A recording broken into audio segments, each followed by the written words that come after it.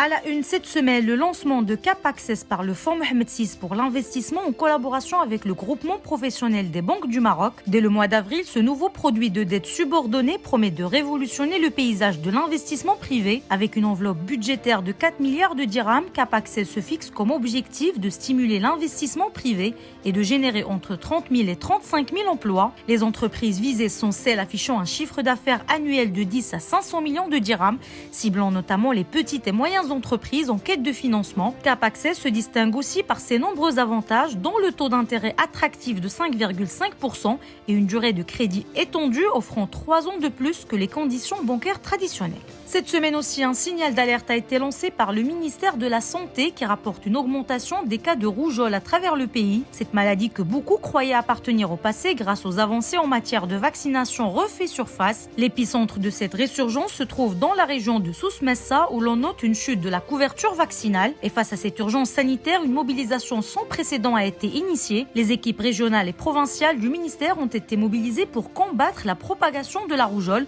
Une campagne de vaccination d'urgence est en cours de déploiement dans les zones affectées. Et dans le monde du 7e art, une avancée majeure a été réalisée cette semaine avec l'ouverture d'une nouvelle salle de cinéma à Temsna, marquant le début d'un ambitieux projet national. Cette inauguration fait partie d'un programme plus vaste visant à lancer 50 nouvelles salles dans divers centres culturels à travers le pays. Il s'agit de la première étape d'un projet prévoyant la création de 150 salles de cinéma réparties dans les 12 régions du Maroc. C'est une initiative qui a pour objectif d'enrichir l'offre culturelle et cinématographique tout en palliant le déficit actuel en matière d'infrastructures. Le but aussi est de dynamiser le paysage culturel et artistique marocain pour offrir aux jeunes de toutes les régions l'opportunité de découvrir le cinéma. En sport, l'attention se porte sur Brahim Diaz, le joueur du Real Madrid qui se retrouve au cœur d'un bras de fer Maroc-Espagne. Préconvoqué à la fois par les sélections espagnoles et marocaines pour les matchs internationaux de ce mois de mars, le joueur de 24 ans aurait fait son choix en faveur des Lions de l'Atlas. Bien qu'aucune annonce officielle n'a pas encore été faite, les amateurs de football sont impatients d'entendre la décision du joueur concernant la sélection pour laquelle il optera finalement. Et on termine par la situation au Proche-Orient où les efforts pour parvenir à une trêve à Gaza se révèlent difficiles. Après 5 mois de guerre, la situation quotidienne des civils à Gaza, marquée par la mort et la faim, reste préoccupante. Les pourparlers de paix qui se sont tenus au Caire, auxquels Israël n'a pas participé, n'ont pas abouti à des avancées, alors que les États-Unis restent optimistes,